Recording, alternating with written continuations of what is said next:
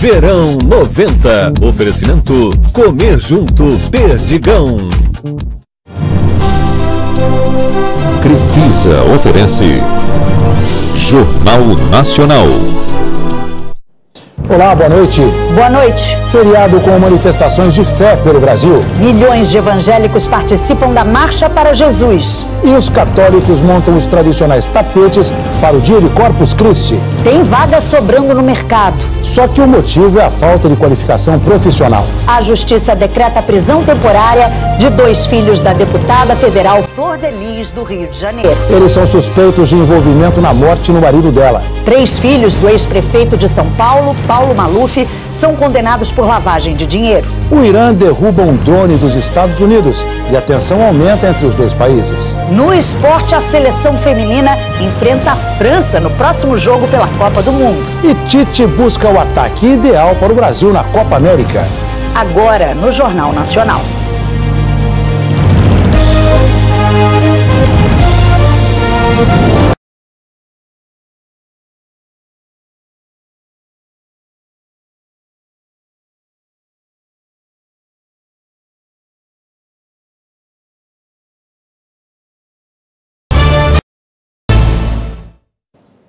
A Justiça do Rio decretou a prisão temporária de 2 filhos da deputada federal Flor de Lis, do PSD.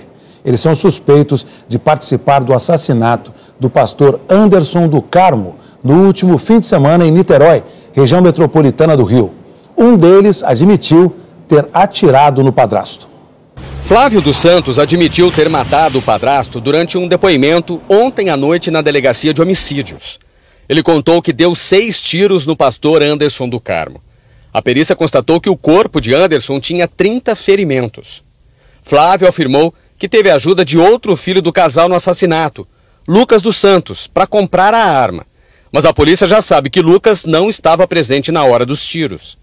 O pastor Anderson do Carmo era casado com a deputada federal Flor de Lis, do PSD. Os dois têm 55 filhos, entre biológicos e adotivos. Anderson do Carmo foi assassinado na madrugada de domingo, logo depois de chegar em casa. A deputada Flor de Lis contou que o marido voltou para buscar algo no carro e que, nesse momento, ela ouviu os tiros. Flávio dos Santos, filho biológico da deputada, e Lucas dos Santos, filho adotivo do casal, já eram considerados suspeitos de envolvimento no assassinato. Eles estavam presos desde segunda-feira pela participação em outros crimes. Flávio, por violência doméstica, e Lucas, por tráfico de drogas.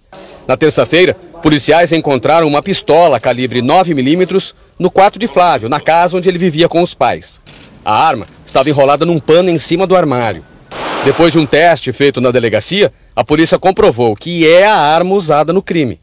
Hoje, depois da confissão de Flávio, os investigadores pediram a prisão temporária dos 2 irmãos por homicídio. O depoimento de um outro filho do casal revela informações de que mais pessoas da família podem estar envolvidas no crime.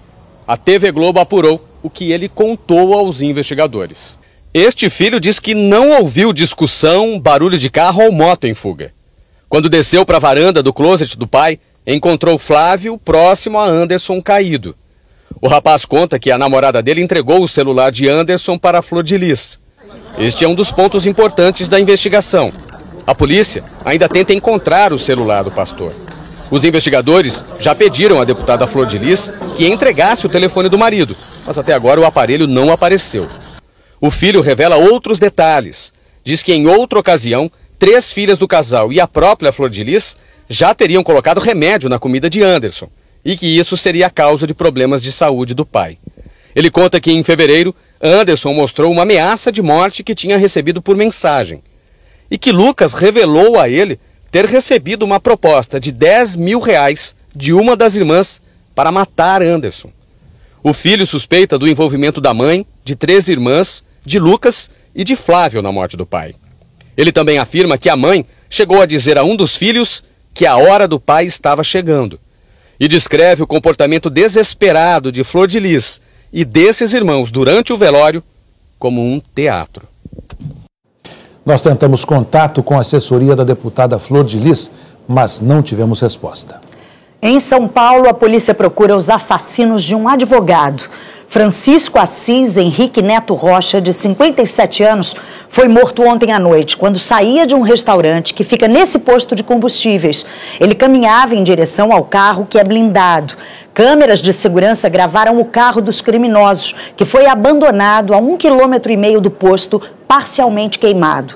Hoje, policiais encontraram uma arma que pode ter sido usada pelos assassinos. A suspeita é que o crime tenha sido por vingança, porque o advogado cobrava dívidas de clientes.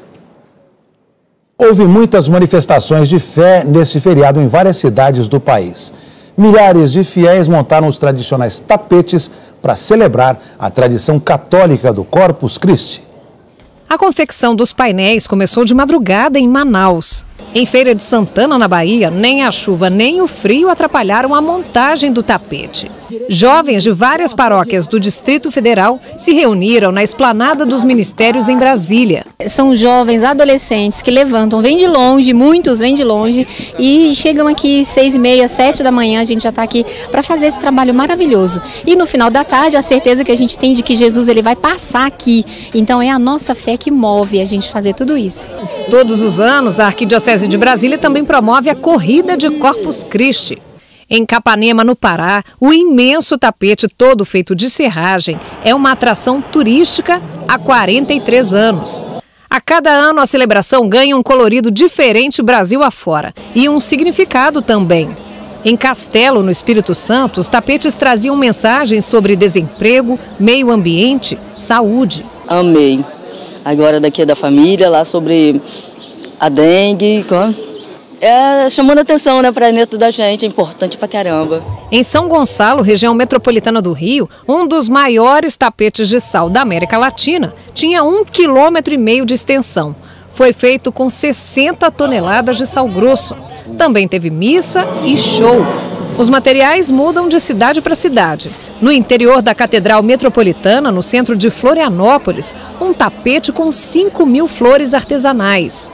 Também teve tapetes feitos com agasalhos, cobertores e alimentos, que depois vão ser doados, como em Cuiabá e Pindamonhangaba, no interior de São Paulo. Fazer o que está ao nosso alcance e além, né? Em Belo Horizonte, a principal avenida do centro da cidade foi decorada. Aqui em Ouro Preto, a arquitetura barroca deixa as celebrações de Corpus Christi mais especiais. As ruas e igrejas centenárias ajudam a dar vida a uma tradição que ultrapassa os 300 anos na cidade. As missas ficaram lotadas o dia todo. E a devoção ganhou as ruas. Tapetes feitos de serragem coloriram o centro histórico. Para mim é só emoção, essa tradição que é amor, entendeu? E eu acho que a gente precisa disso, cada vez mais amor, multiplicar esse amor. Na quinta-feira de Corpus Christi, os católicos celebram a Eucaristia. É o sacramento que consagra o pão e o vinho, como o corpo e o sangue de Cristo, para lembrar a morte e a ressurreição de Jesus. Os tapetes traçam o caminho e o Santíssimo vem pelas ruas, simbolizando a presença de Cristo. Para os católicos, um momento de muita devoção. Se eu deixar de participar um ano, parece que faltou uma coisa assim muito importante na minha vida, porque desde criança, né, eu convivo com isso aqui. É a minha vida, é meu oxigênio isso aí. Muito feliz, muito emocionada. Isso aqui é tudo, é o presente. E em São Paulo, a 27ª edição da Marcha para Jesus reuniu 3 milhões de pessoas, segundo os organizadores do evento evangélico. A reportagem é do Felipe Ciani. Oficialmente é uma marcha, mas dá para dizer sem medo de errar que é também um grande festival de música gospel.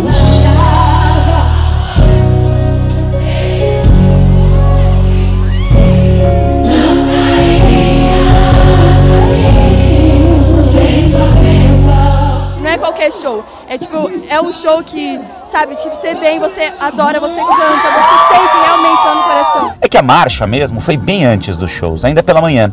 Um feriado começando com uma caminhada de 3,5 km de fé. A marcha é um mover diferente, a gente sai daqui totalmente renovado, é incrível. Eu acho que todo mundo deveria ter essa experiência. Os shows foram a recompensa pelos exercícios, exercício físico e da religiosidade. artistas importantíssimos no cenário gospel em cima do palco.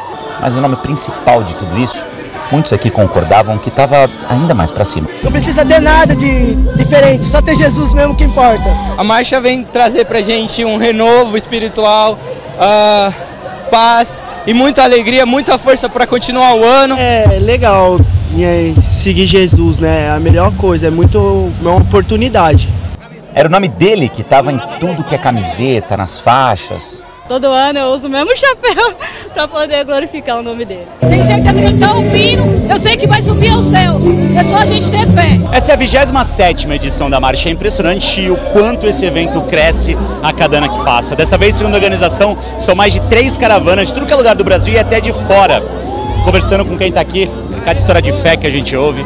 São quase sempre histórias de gratidão. Esse evento me tirou das drogas, da cocaína, do crack, da promiscuidade, me transformou num homem novo, minhas filhas estão ali todas felizes, então realmente é importante esse evento. Seja o agradecimento pela recuperação de um acidente doméstico, que fez um morador da praia subir a serra no feriado. Estou feliz, vim aqui com o meu propósito de agradar o meu Deus, estou feliz, sofri um acidente e hoje estou andando para agradecer de coração, de todo o meu coração.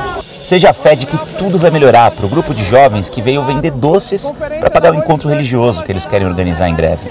A gente colocou o propósito de estar vindo aqui vender o cone trufado e o pão de mel para arrecadar um dinheiro para a gente fazer essa conferência. Tá dando certo? Por enquanto tá, graças a Deus.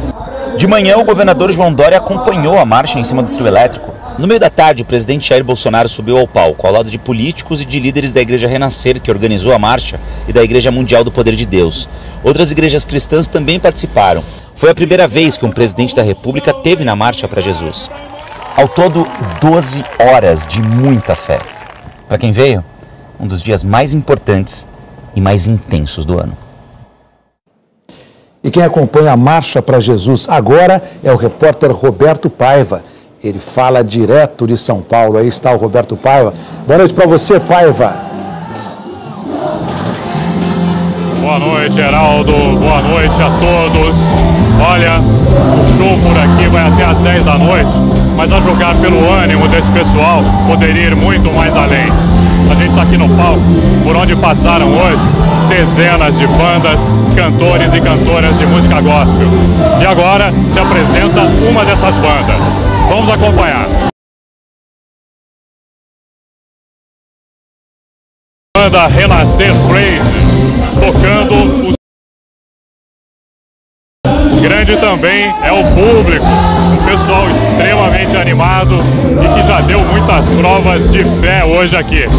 Chegaram muito cedo, tem gente que chegou aqui às 7 da manhã e continua até agora vibrando. Esse pessoal, eles vão ficar por aqui até a última apresentação. Heraldo, Ana Luísa. Roberto Paiva, direto da Marcha para Jesus em São Paulo, falando ao vivo. A seguir, a dificuldade para preencher vagas de emprego que exigem o ensino médio. E aumentam as queixas de quem não aguenta mais receber um certo tipo de ligação. Agora, você assina o Premier Play direto pela internet. Ficou mais fácil torcer para o seu time do coração. Estaduais, Copa do Brasil, Brasileirão. Um espetáculo de jogo! Vibre ao vivo com o melhor do nosso futebol. Acesse assinepremier.globo.com e torça de qualquer lugar. Premier Play, assine direto pela internet. Turismo no Brasil. Quanto mais você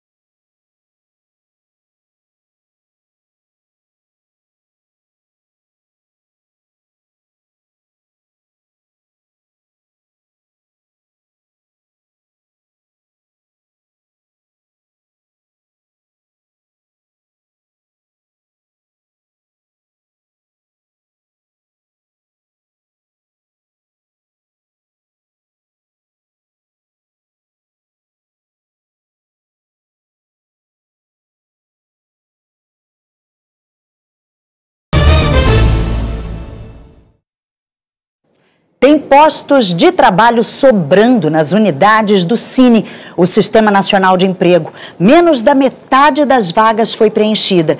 Uma das explicações é a falta de qualificação dos profissionais. Seu Ayrton diz que tem muitas habilidades. Jardinagem, auxiliar de cozinha, pintura e até na minha área de pedreiro mesmo. Mas ele não se encaixou em nenhuma oportunidade oferecida. Um levantamento do Ministério da Indústria, Comércio Exterior e Serviços revelou que até maio deste ano o Cine ofereceu quase 500 mil vagas de emprego.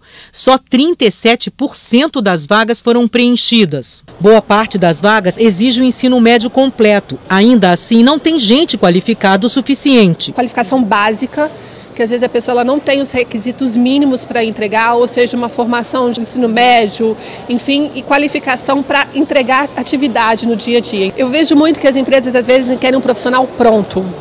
E às vezes não é possível ela encontrar o profissional pronto com todos os pré-requisitos que ela precisa para aquela oportunidade. A gerente de desenvolvimento de pessoas de uma rede de drogarias em BH diz que não consegue preencher as vagas que oferece todo mês. Hoje nós temos seguramente 180 vagas em nível de operação de caixa e mais de 50 vagas de vendedores e 30 vagas de gerentes e subgerentes. Principalmente também a questão da comunicação. Eles têm muita dificuldade para se comunicar. Uma das saídas é treinar os jovens aprendizes.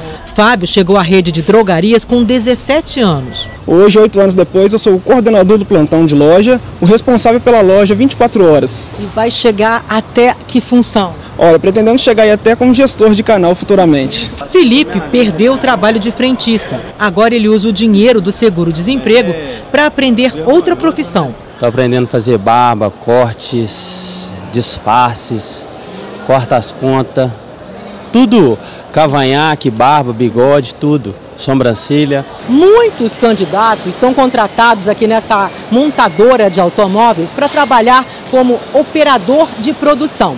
Só que quem gosta de tecnologia, quem gosta de computador, pode até ganhar logo uma promoção e ser transferido para trabalhar numa linha de montagem igualzinho a essa aqui, só que digital. É o caso do Eric. Ele era montador, agora faz testes no computador e com óculos de realidade virtual. A partir do momento que eu tive a oportunidade de ter o contato com essas ferramentas, eu me identifiquei muito com a atividade e comecei a procurar cada vez mais outras soluções que não só essa que eu trabalho hoje. E o salário?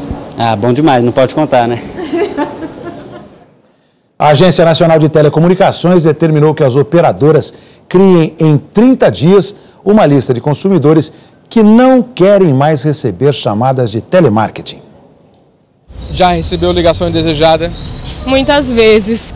Chego a receber umas 6 por dia. E o que você faz quando atende uma ligação dessa? Caramba, de novo?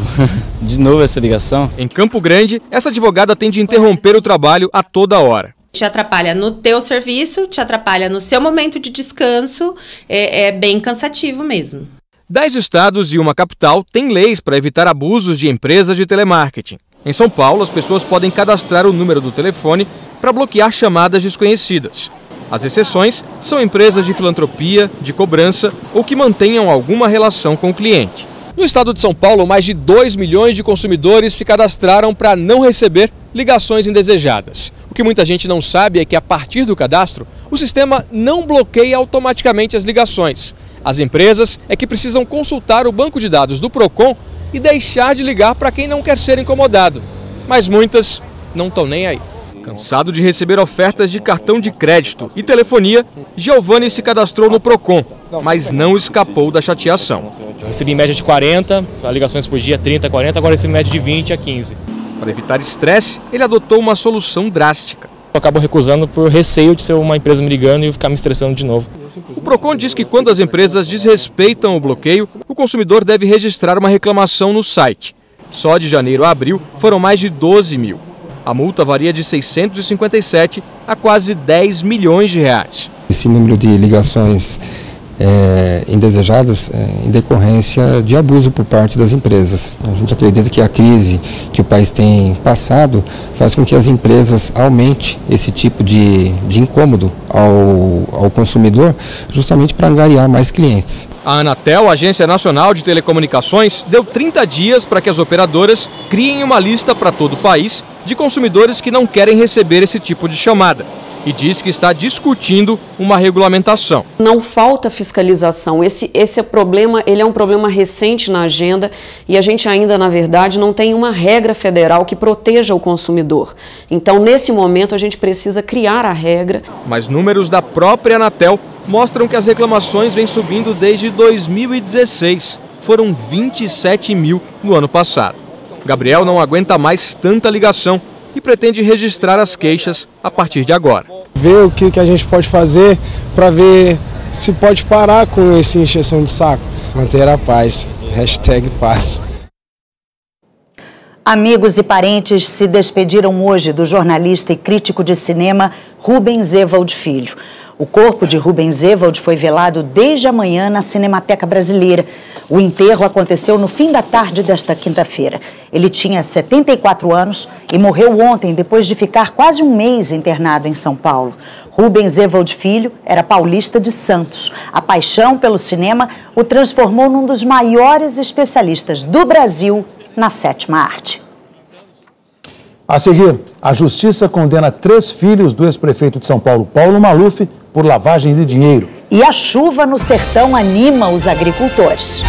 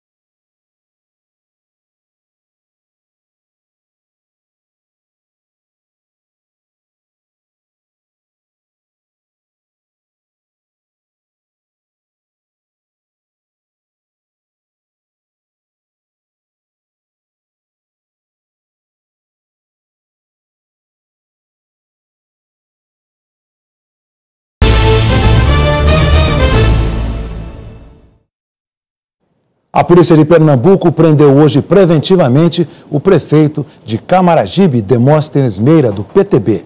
Ele foi afastado do cargo por 180 dias. O prefeito é investigado pelo desvio de dinheiro de contratos para reforma e manutenção de escolas e acusado de corrupção, lavagem de dinheiro e organização criminosa. 2 casais, donos de empreiteiras, também foram presos na operação. Os advogados dos acusados não quiseram se manifestar. No carnaval deste ano, o prefeito Demóstenes se envolveu em um outro escândalo. Ele convocou os funcionários comissionados da prefeitura para assistir a um show da noiva dele, Tati Dantas, que é cantora e secretária de assistência social da cidade. Os vereadores abriram um processo de impeachment que ainda não foi concluído. A Justiça Federal condenou 3 filhos do ex-prefeito de São Paulo, Paulo Maluf, do Partido Progressista, por lavagem de dinheiro. Flávio Maluf foi condenado a 8 anos de prisão em regime fechado. As filhas Lígia e Lina Maluf a 4 anos em regime semiaberto. Segundo o Ministério Público Federal, os 3 fizeram movimentações financeiras no exterior entre 1997 e 2003 para ocultar dinheiro desviado da Prefeitura de São Paulo durante a gestão do pai. A Justiça permitiu que os irmãos recorram da condenação em liberdade. A defesa da família Maluf informou que eles vão recorrer. 8 pessoas morreram e 3 ficaram feridas num acidente na estrada que liga Feira de Santana e São Gonçalo dos Campos, na Bahia. Segundo a Polícia Rodoviária Estadual, por volta das 7h30 da manhã, um caminhão carregado de aves e uma van que levava empregados de um frigorífico bateram de frente. Estava chovendo. As 8 pessoas que morreram viajavam na van. Os 3 feridos foram hospitalizados em Feira de Santana e não correm risco de vida. E nosso assunto agora é a previsão do tempo nesse feriado com a Eliana Marques, que está em São Paulo com a gente. Eliana, boa noite para você. Inverno começando amanhã. Vai ser uma estação muito fria mesmo? Boa noite para você também, Ana Luísa, Heraldo e a todos. Olha, a gente vai ter dias frios, mas os meteorologistas estão apostando num inverno mais quente que o normal. Ele começa amanhã, às 12 horas e 54 minutos, horário de Brasília, mesma hora em que começa o verão no hemisfério norte. Esse horário exato tem a ver com o momento em que o hemisfério sul vai receber a menor intensidade de luz solar no ano. É o solstício de inverno. E neste ano temos o El Niño. É um fenômeno que atinge todo o planeta e que mexe com o Brasil da seguinte forma. No sul, a tendência é chover mais, principalmente em julho. Vai ser o mês mais frio também, com geada, nevoeiro e neve. Os meteorologistas não descartam, mas dizem que a chance é pequena. Sudeste e centro-oeste terão um inverno de pouca chuva, e aí com menos nuvens e mais sol, mais calor. As temperaturas devem ficar acima da média na maior parte da estação. Nordeste e norte terão chuva, principalmente no litoral nordestino, já em julho, e no extremo norte do Brasil até agosto. No sul da Amazônia pode ter friagem, Ana Luísa. Eliana, conta pra gente como é que vai ser então o primeiro dia do inverno. Olha, com previsão de geada de novo no Rio Grande do Sul e em Santa Catarina, especialmente nas serras. Nevoeiro também lá em Navegantes. Hoje já teve fechou o aeroporto de manhã por cerca de 2 horas. Agora, durante o dia, tempo firme e seco na maior parte do Brasil, pancadas de chuva aqui na região norte, também no litoral do Maranhão e uma chuva mais fraca do litoral do Rio Grande do Norte até o litoral norte de São Paulo. De Ilhabela até a região dos Lagos no Rio, atenção, alerta da Marinha para mar agitado.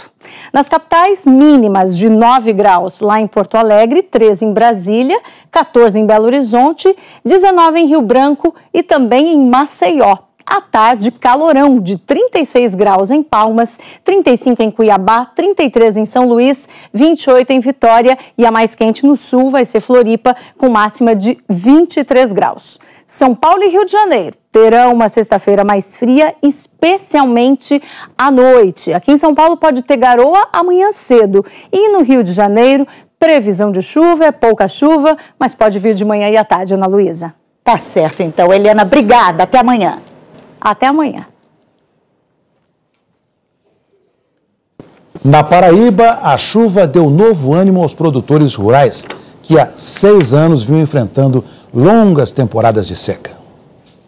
No meio de tanto verde, tem que olhar de perto para encontrar o Zé Café feliz da vida. O agricultor, ele sofre tanto que nas primeiras chuvas, quando dá a primeira chuva, ele já quer plantar para colher. Na Paraíba, o sertão do estado foi a região onde mais choveu nos 4 primeiros meses desse ano, em comparação com o mesmo período do ano passado, segundo a Agência Executiva de Gestão das Águas. Poços e barragens ficaram cheios e todo mundo correu para plantar. A água é bem barrenta, não é farta, mas suficiente para matar a sede do gado e garantir um ano tranquilo na plantação. Mas para os produtores, ainda não é a hora de festejar. É principalmente o momento de guardar para não ter dificuldade lá na frente. Os pequenos produtores estão recebendo a assessoria técnica para aumentar a produção e, principalmente, aprender a armazenar os alimentos que vão durar meses. Tem que trabalhar, tem que acordar cedo, como eles fazem diariamente aqui. A gente tem que ter uma produção melhor para o produtor. Você vê, melhorar na questão do plantio, na produção dos animais. Coxo vazio por aqui é sinal de bons tempos. Com pasto verde, ninguém mais compra ração para o gado, que está produzindo mais leite do que nunca, viu? Até para vender. Porque a água é tudo. Água é alimento, água é produção, água é tudo. A seguir, o Irã derruba um drone dos Estados Unidos e aumenta a tensão entre os dois países. Aqui no Brasil, o presidente Jair Bolsonaro vai trocar mais uma vez o ministro da Secretaria-Geral da Presidência.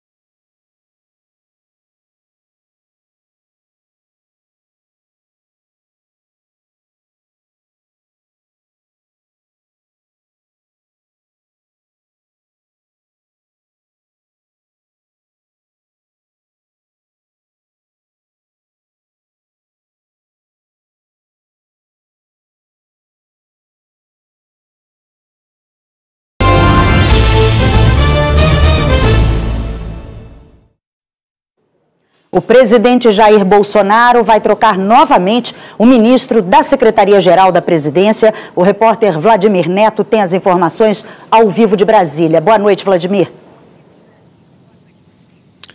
Boa noite, Ana Luísa, Heraldo, boa noite a todos. Essa é a segunda troca na Secretaria-Geral da Presidência desde o começo do governo Bolsonaro. O general Floriano Peixoto estava no cargo desde a saída de Gustavo Bebiano, em fevereiro, mas o presidente decidiu colocá-lo agora na presidência dos Correios, no lugar do também general Juarez Cunha, demitido na semana passada. Bolsonaro anunciou a demissão dele num café com jornalistas. O presidente decidiu demitir Juarez Cunha dos Correios porque ele se manifestou contra a privatização da empresa e Bolsonaro é a favor da privatização dos Correios. O que se comenta no Palácio do Planalto é que o presidente queria um general de confiança para dar andamento a essa privatização. Bolsonaro chegou no começo da noite aqui no Palácio da Alvorada, mas não quis falar com a imprensa e o governo ainda não anunciou o nome do novo ministro-chefe da Secretaria-Geral da Presidência.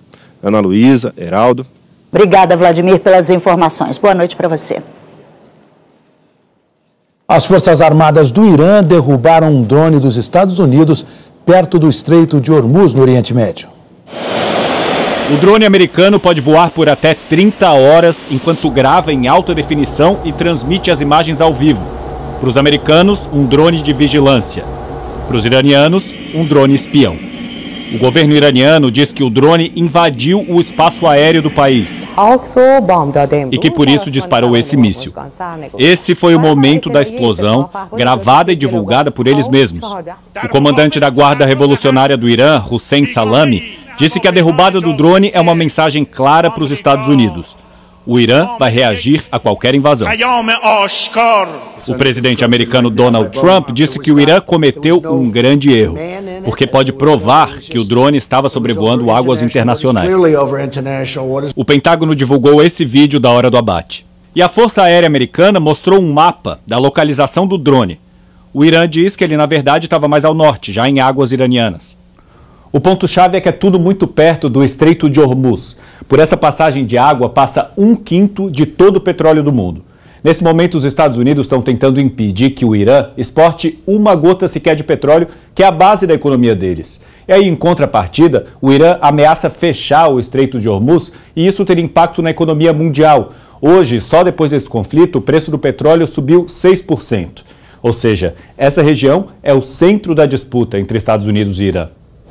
Os Estados Unidos acusam o Irã de ter atacado com explosivos um navio cargueiro de petróleo na semana passada bem perto dali.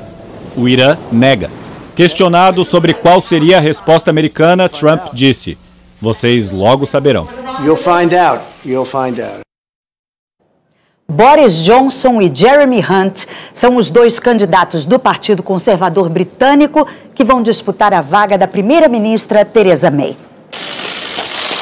O ministro do Meio Ambiente ficou pelo caminho. Sobraram na disputa o chefe da diplomacia britânica e o ex-prefeito de Londres. Boris Johnson somou mais do que o dobro dos votos do rival. O favorito é um populista, se joga atrás dos flashes e derruba quem estiver na frente. Ele foi o principal nome da campanha para o Reino Unido sair da União Europeia e chegou a ser formalmente acusado de mentir para convencer os eleitores. Jeremy Hunt é o nome mais moderado dentro do Partido Conservador. Ele disse que só sairia da União Europeia sem acordo, com muita relutância. Partidários de Boris Johnson apelidaram o chefe da diplomacia de Theresa May sem saias. O ex-prefeito de Londres garante que, se for primeiro-ministro, ele sai da União Europeia no dia 31 de outubro, por bem ou por mal. We must leave the EU on October the 31st. Boris Johnson e Jeremy Hunt foram a escolha dos 313 deputados. Agora a palavra final é com todos os filiados do Partido Conservador, que tem maioria aqui no parlamento. Até o fim de julho, mais de 160 mil conservadores decidem por correio quem vai ser o novo primeiro-ministro. Terminou a parte mais delicada da longa viagem de duas belugas rumo à liberdade. Um Boeing 747 cargueiro precisou passar por algumas adaptações para receber as passageiras, conhecidas como Pequena Branca e Pequena Cinza. Durante o voo de 11 horas entre a China e a Islândia, biólogos fizeram papel de comissários de bordo e serviram principalmente arenque fresco. Há 10 anos, as belugas foram capturadas na Rússia e vendidas para um aquário da cidade chinesa de Xangai. Agora vão passar por um período de 40 dias de adaptação numa área cercada dentro de uma baía islandesa. Depois devem ganhar a liberdade num santuário para cetáceos no sul do país. Aqui no Brasil, em Mato Grosso do Sul, ambientalistas e fazendeiros estão se unindo para proteger o maior felino das Américas, a onça-pintada, que está ameaçada de extinção. Disparos só para conseguir a melhor foto. Nesta fazenda em Miranda, em 5 anos, aumentou em 120% o número de visitantes que vêm observar onças pintadas. E 9 em cada 10 turistas conseguem ver a rainha do Pantanal. Muito grande, eles são grandes, né? Esse turismo movimenta mais de 22 milhões de reais por ano no Pantanal, em Mato Grosso e Mato Grosso do Sul. Dinheiro que gera emprego e financia pesquisas. Em agosto do ano passado, esse filhote de onça-pintada apareceu cambaleante no pátio de uma escola às margens do Rio Paraguai. Os pesquisadores resgataram a onça e a levaram para a Universidade Federal de Mato Grosso do Sul. Ele era pele e osso. Teve essa dispersão precoce da mãe e esse animal não estava conseguindo caçar em vida livre. O tranquilizante é para acalmar o bicho. Olhos e ouvidos protegidos para o animal não despertar. É a hora da pesagem. 73 quilos e 700 ele pesou. E aí? E aí que para um cara que estava com 35 quilos, ele mais que dobrou o peso, né? E ganhou um chip de identificação. Foi um semestre em tratamento intensivo e diversos exames. Mas antes de ser solta no Pantanal, ela vai ficar num lugar especial para se acostumar com o ambiente. No princípio a gente coloca lá uma capivara jovem, se ele aprender a caçar e saber que aquilo é comida, a gente eleva um pouquinho o grau de dificuldade. Na natureza, a onça-pintada fica até 1 ano e meio com os filhotes. É quando ela ensina as crias a caçar. Agora, quando esses filhotes crescem em cativeiro, longe da mãe, não aprendem a se virar sozinhos. Então, esse é o desafio dos pesquisadores, despertar nas onças inexperientes o instinto selvagem. Para isso, foi construído esse recinto. As cercas têm 4,5 metros de altura, ninguém pode se aproximar, o monitoramento é feito por câmeras. São 10 mil metros quadrados de Pantanal nativo. É aqui que as onças vão reaprender a ser selvagens. Faltam 400 dias para a Olimpíada do Japão, a Olimpíada de Tóquio. E no Japão, esporte olímpico é matéria em aulas de física e também de matemática. Nos Jogos do Rio, em 2016, o Brasil fez um campeão olímpico numa modalidade que é caso de estudo. Thiago Braz no salto com vara. Energia cinética, potencial, gravidade, dá para calcular a altura com fórmula e tentar reproduzir na pista o movimento perfeito. No caso dessa iniciativa, a prática é que foi transformada em teoria. Conceitos da matemática e da física, como velocidade, tempo, distância, peso, estão no dia a dia do esporte e no cotidiano dos alunos também. A Olimpíada e a Paralimpíada como inspirações para o dever da escola, algo que vai fazer parte do currículo do 6º ano em todas as 1.273 escolas públicas de Tóquio. E também em mais de 600 colégios espalhados por 4 províncias próximas da capital japonesa. O ano letivo por aqui começou em abril e os estudantes entre 12 e 13 anos foram os primeiros a receber livros didáticos complementares aos tradicionais. Parte de um projeto experimental para aumentar o gosto dos alunos pela matemática. Atletas olímpicos e paralímpicos foram convidados para fazer a entrega do material. A judoca Kaori Matsumoto, ouro em 2012 e bronze em 2016, disse que seria uma forma divertida de despertar interesse e estimular tanto a mente quanto a vontade de praticar esportes. Resolver problemas com exemplos reais me pareceu mais legal, disse essa menina. Gostei dos exercícios que usam a escalada, por exemplo, comentou a outra. O menino ficou empolgado porque está ansioso pelos jogos. Calcular a ansiedade não é uma ciência exata, mas exemplos dos mais diferentes esportes são usados para achar área, volume, ângulos, formas geométricas, enfim. inúmeras possibilidades de fazer dos números melhores amigos.